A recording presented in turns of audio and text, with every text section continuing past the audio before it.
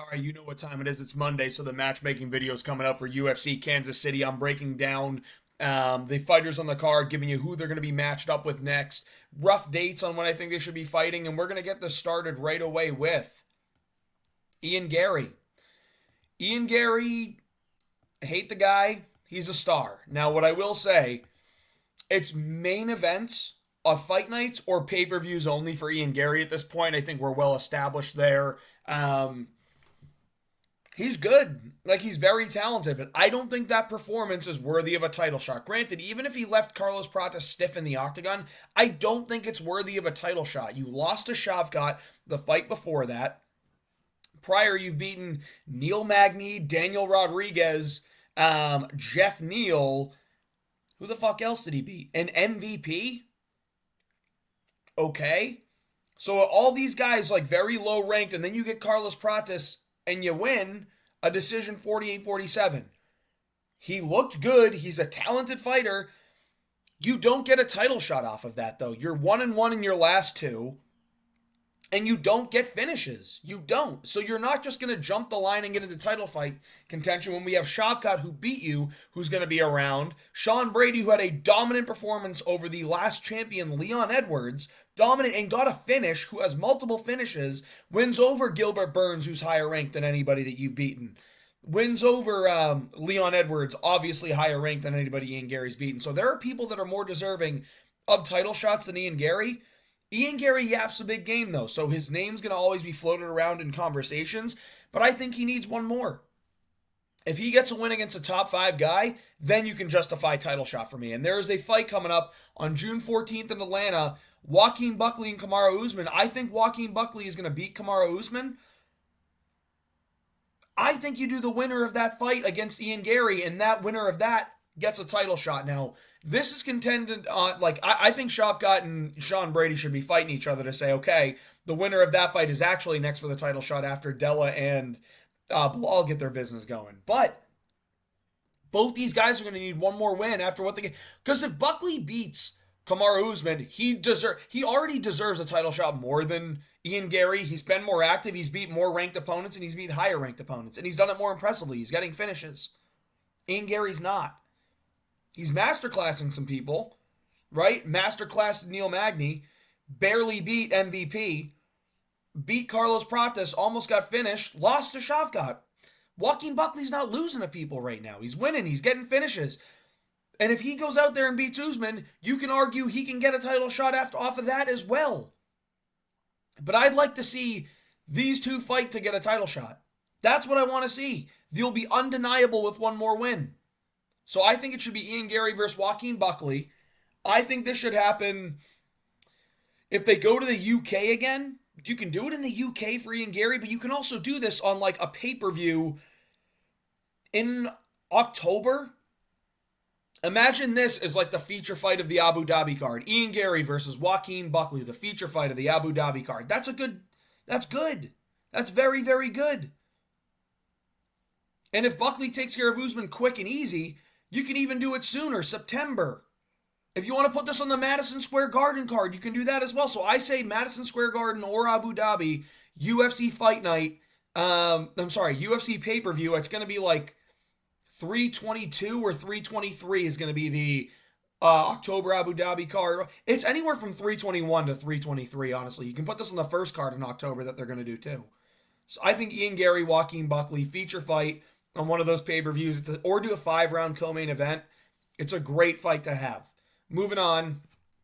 I'm sorry, guys. Like, I get it. Ian Garry all of a sudden has fans that came out of nowhere now because they agree with cuckery. Crazy to me. But, dude, Joaquin Buckley and Ian Garry, they have beef too. Like, this is a non-title fight beef that we need to capitalize on. Joaquin Buckley, Ian Garry. Boom. Make it happen. 5-round co-main event or a feature fight on one of the pay-per-views in October or the MSG one in November. Moving on. Carlos Prates lost. Almost had a finish. I say rebook him against Jeff Neal. Now, I get what a lot of people are probably thinking is, why does he get to fight up in the rankings again coming off a loss? He did the UFC a favor kind of by taking the fight against Ian Garry in this location at this time in a main event. The UFC did him a favor by giving him a chance to jump up, but he did win 2 rounds of that fight. He almost finished Ian Garry in the fifth. And the fight with Jeff Neal's just intriguing. Like, what else are you going to do with... Realistically, Carlos Prates is still, like, a hyped contender. He lost to Ian Garry, yeah, but Carlos Prates is a hyped contender. Someone that's gotten a number of 4 finishes in the UFC last year. Came out, lost a decision to Ian Garry, but I don't think you have him... Like, what the other option is, like, fight down against MVP because numbers matter in rankings. But, like, realistically... I think the Jeff Neal fight makes sense. Jeff Neal is coming off a win over RDA, but prior to that, it was a loss to Ian Garry. You have both these guys have lost lackluster decisions to Ian Garry. I say match them up against each other. It makes sense. Jeff Neal's going to bring the fight to Carlos Prates. Carlos Prates is going to swing and bang with Jeff Neal. It's a much more entertaining fight. This is a good fight that people are going to want to see, and you can put it on a pay-per-view, and it immediately strengthens the card. Main card opener. It's probably not going to be 2 months in International Fight Week, so I would say main card opener on the Louisiana card, Jeff Neal, Carlos Prates, perfect main card fight, honestly, because you should probably have Brendan Allen versus Marvin Vettori on that fight. You do Prates versus Jeff Neal, you somehow get Gene Silva on that card, so you have another fighting nerd. That's what you do. That's how you make that pay-per-view great. Carlos Prates, Jeff Neal should go on it. Moving on. Ming Yang Zhang. He's a monster. First round finish. I think he should turn around quickly and fight Bogdan Guskov. I think he should try and get an International Fight Week. If he can make it to International Fight Week, prelim headliner, Zhang Ming Yang, Bogdan Guskov. Perfect. Perfect fight. 2 guys are going to bring the fight to each other. Crazy power. A lot of first round finishes between the two. It makes all the sense in the world. Zhang Ming Yang's going to have to look up in the rankings. He just beat Anthony Smith. Why not beat him again by beating Bogdan Guskov, the real Anthony Smith? I mean, come on, it makes perfect sense. Also, if he can make that quick turnaround, he'll have 2 wins so far in 2025. And then before that, he beat Ozzy Diaz. So it's like, he's racking up wins, and he's doing it quickly. So I say Zhang Ming Yang versus Bogdan Guskov. If he wants to take more time, again, you can put this on the Louisiana card. Again, you can put this on any fight night in July or August. But I think it makes, honestly, if you go to Australia in August, I actually would prefer this to be on the Australia card just because it's Zhang Ming Yang's from China. He's going to be closer. They're going to have better time difference over there. And he'll have a little bit of a crowd. You can put this as the main card opener on the Australia card, honestly, and it'll bang. It'll be a great fight. So Zhang Ming Yang, Bogdan Guskov, I say if you go to Australia, put it on the main card. Main card opener. Moving on. David Onama. Lackluster, boring. He won against Giga Chikadze, I guess. I kind of thought Giga won, but David Onama gets his hand raised. I don't think you do him any crazy favors. Does he move up in the rankings? Sure. Give him Josh Emmett.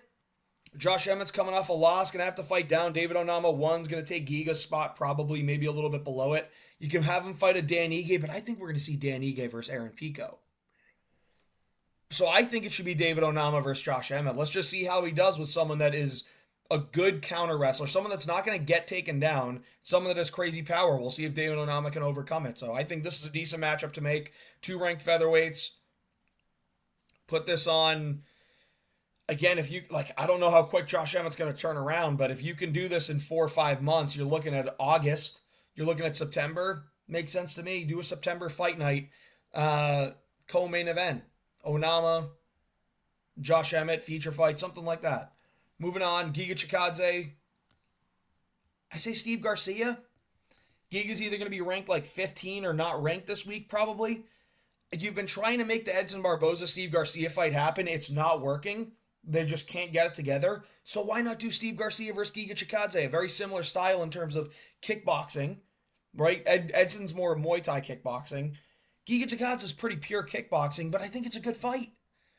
I mean, this fight's kind of a bang. You put this on any card, and it's like, damn, all right, the hardcores get excited for a Giga Chikadze versus Steve Garcia fight. It's going to be, it's taking place in the feet, and the two are going to go after each other. No one's going to be ducking out of a fight, shooting takedowns like Onama did.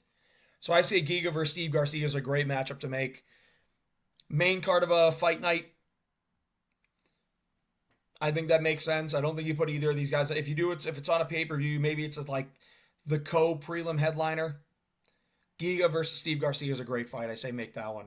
Moving on, Abus Magomedov. I think he draws the Ikram Al-Askarov card. I mean, he won, and he looked impressive, but it wasn't fun. Like, those last 2 rounds were very dull. They both gassed out, and it's not like, wow, Abus Magomedov always puts on barn burners. It's like that first round was good because Abus looked really good, but I think you do Alaskarov versus Abus Magomedov. Does he totally deserve to ranked opponent, Alaskarov? Not entirely, but if you have these two fight each other to get the 15 spot or keep the 15 spot, I think that makes sense. Do this. This is a perfect co-main event or feature fight for the UFC Abu Dhabi card. Like the fight night that they're going to do in Abu Dhabi. I think it makes perfect sense. UFC Fight Night Abu Dhabi, Abus Magomedov, Ikram Alaskarov, feature fight. Perfect matchmaking. And I think these two would actually fight each other because Abus reps the German flag. He's not going to sit there and be like, I can't fight against one of these guys because, we all just don't fight each other. Like, that's stupid. So I say you do Abus versus Ikram Alaskarov. Make it happen. Feature fight Abu Dhabi. Michel Pereira, obviously going to be out of the rankings. Underwhelming last 2 performance.